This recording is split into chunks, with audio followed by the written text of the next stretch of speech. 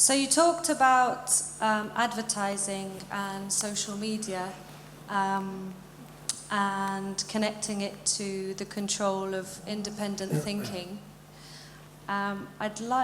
Recently I came across, I was introduced to an article by Cory Morningstar, who's written a really interesting piece on the art, called The Art of Annihilation, who talks about the Extinction Rebellion movement and social media.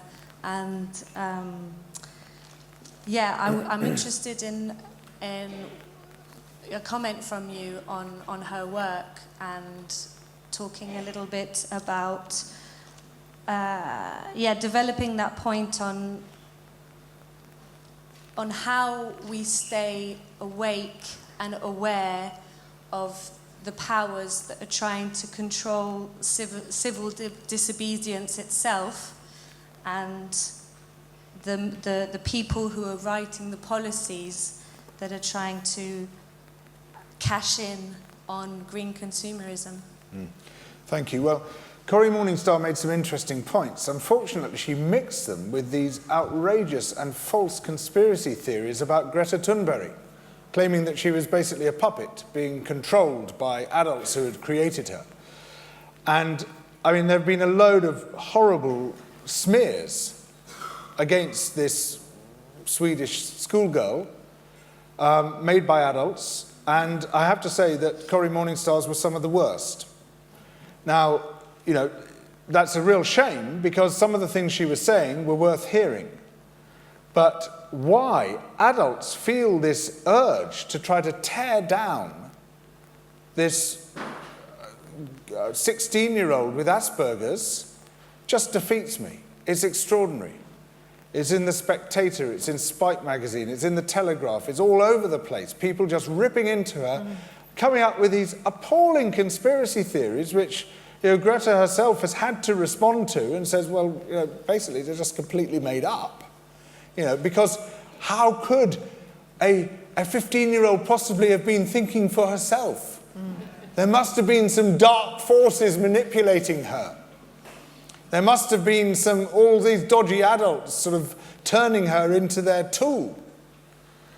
It's the most disgusting, patronizing, anti-youth, misogynistic approach that I've seen in a very long time, and I'm just really sorry that Cory Morningstar wrapped herself up in that.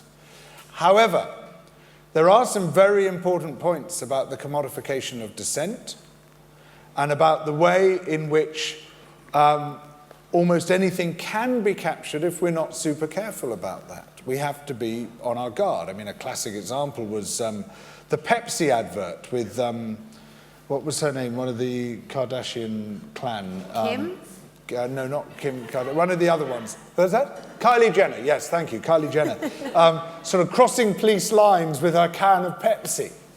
You know, as a way of saying, I'm a rebel because I drink Pepsi, not Coke. Oh, fuck that. Yeah, well, I know, yeah.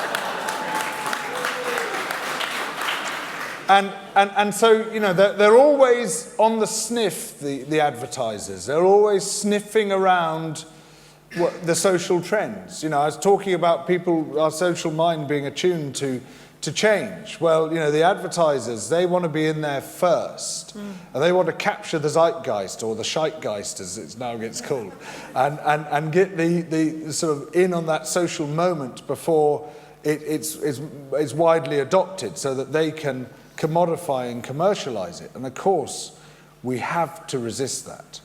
We can do that without spreading conspiracy theories. Yeah, thank you.